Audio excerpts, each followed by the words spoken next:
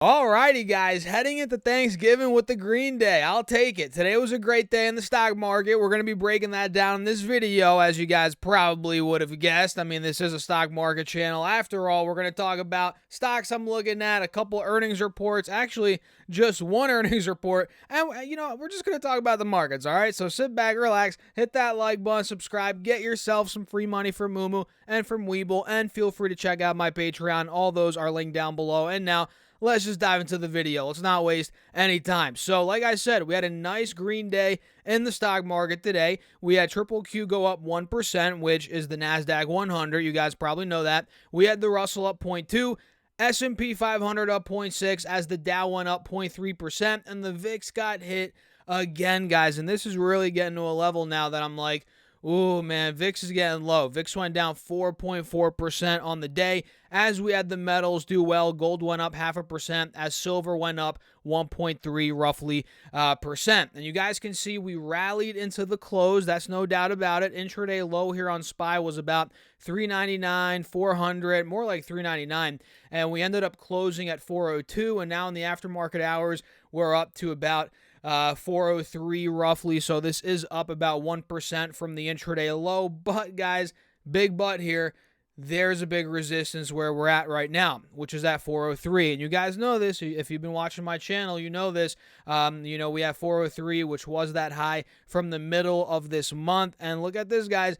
If we break out of there, this ascending triangle that we have drawn out, it is going to play out. We're probably going to end up going up towards, 412, 415, if that does break, and that's why my alert is at 404. And if it doesn't break, we'll see. I mean, this could also, start going back down to the 180 SMA, which is right around 380, 385, 390.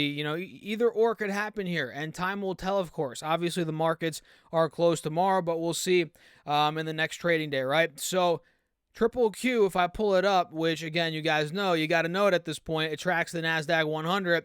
This one up 1% on the day. Pretty nice day here. We can see on the 20-day chart, we are above both moving averages. We hit above the high here from the 18th of the month, which was right around 288. We broke that. We broke above that, closed above it as well, which is good. Now, it looks like we're pretty much a stone's throw away from that 295 mark, which is where this was on... When was that? The 15th?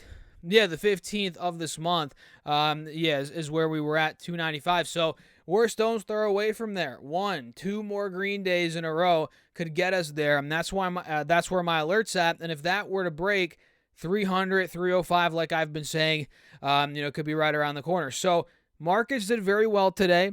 Digested the minutes, liked the minutes. Ran up, closed on a nice green day, which is solid here. And I think, I know earlier in the day, the markets were red. So we had a great close, ran up into the close. The last 2-3 hours were pretty solid, mostly the last 2 hours. So what do you guys think? Is this rally going to continue?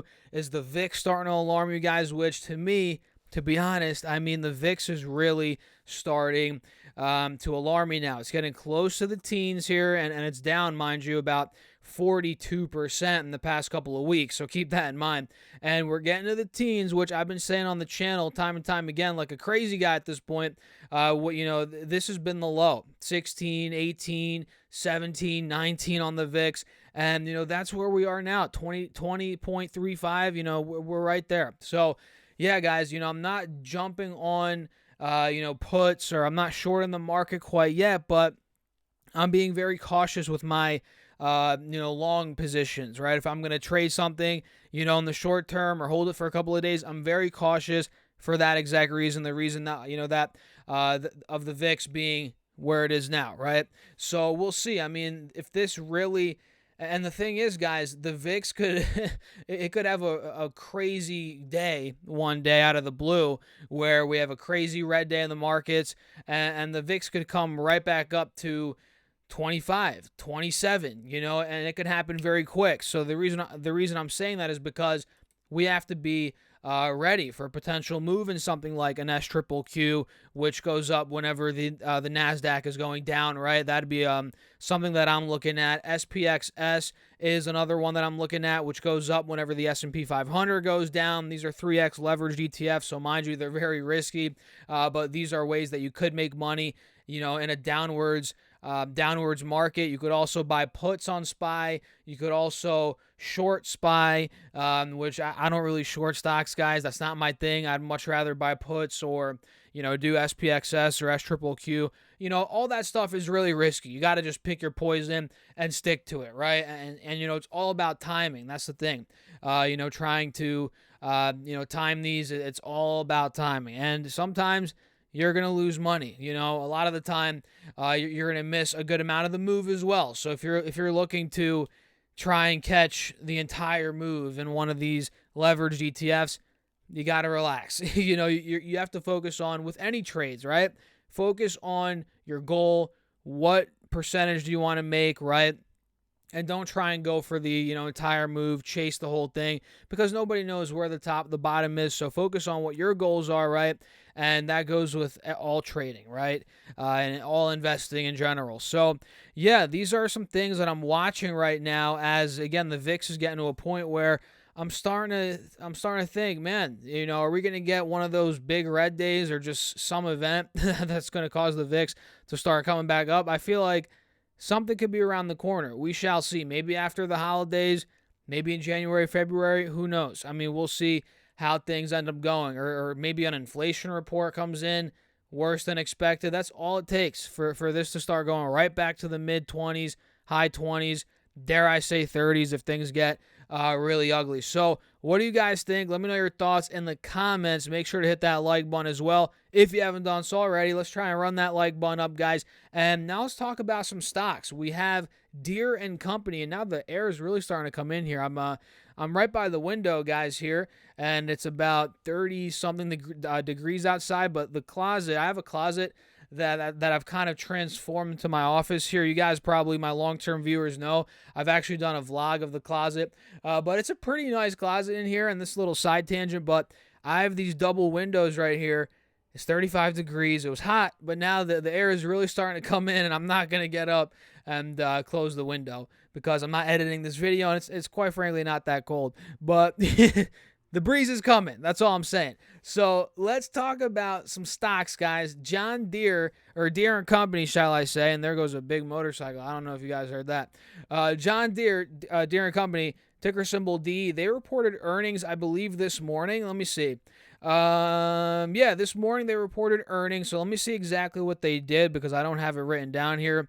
They ended up doing Q4 EPS of $7.44, which beat the $7.11 estimate. Sales came in at 50.54 billion versus 13.39. So they crushed EPS, crushed revenue, and it looks like they reported higher fiscal profit. Yep, we just said that.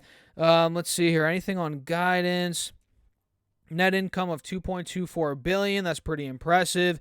They see Deere grow sales 37% as shipments rise. And I think we were looking at, when we were talking about this company a couple of days ago, I think when I told you guys the estimates for revenue growth year over year, I think the estimate was 30%. So that came in at 37%. I mean, holy smokes, guys. So Deere and Company, like I said, there's always a bull market within a bear market. I mean, this thing is at 450 now. That was the high here, the double top high from March, April. We're pretty much at all-time highs on John Deere or Deere and Company, whatever the heck you want to call it, right? We're pretty much at all-time highs, and this thing looks like it wants to break out. I mean, it already did. We just did that earlier today. We broke out of 450, but I'd like to see a bigger breakout because obviously now we're down to 437. So let's see if we could retake that 450 mark.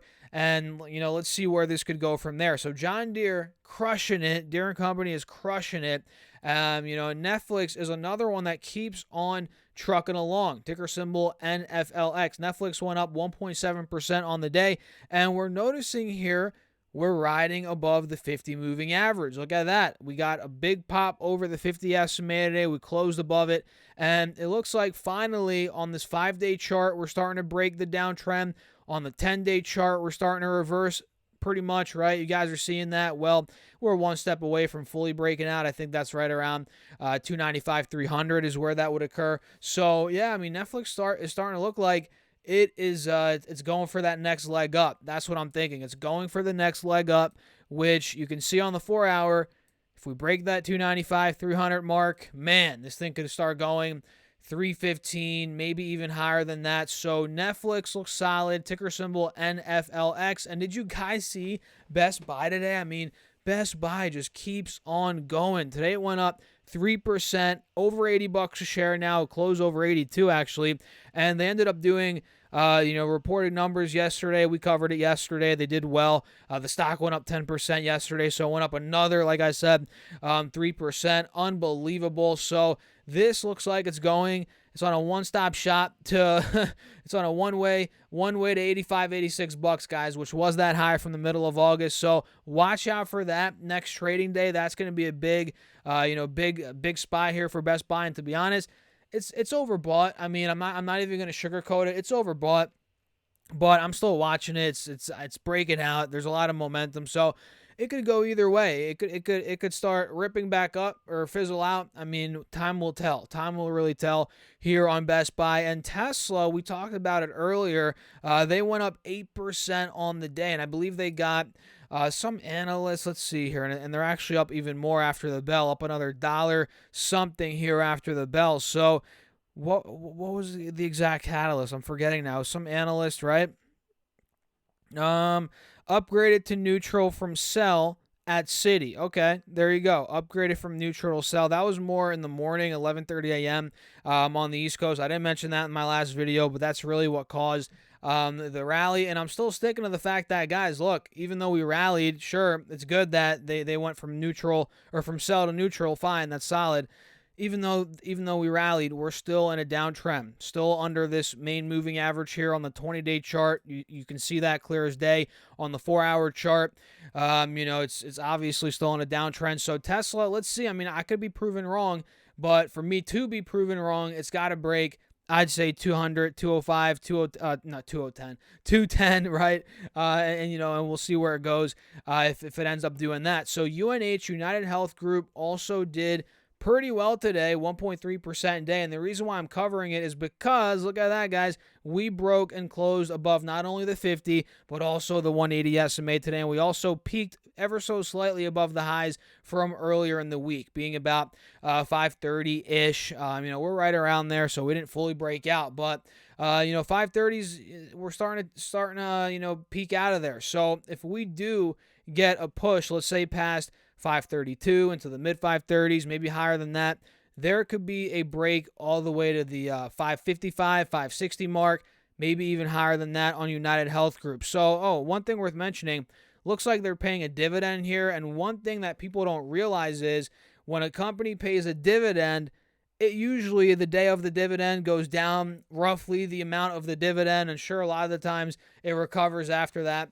But keep that in mind. This trend could change momentarily when they pay that little dividend.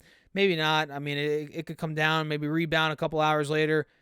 We'll see. But keep that in mind. On the 2nd of December, UNH is paying a teeny tiny dividend of $1.65. I don't even know what their yield is.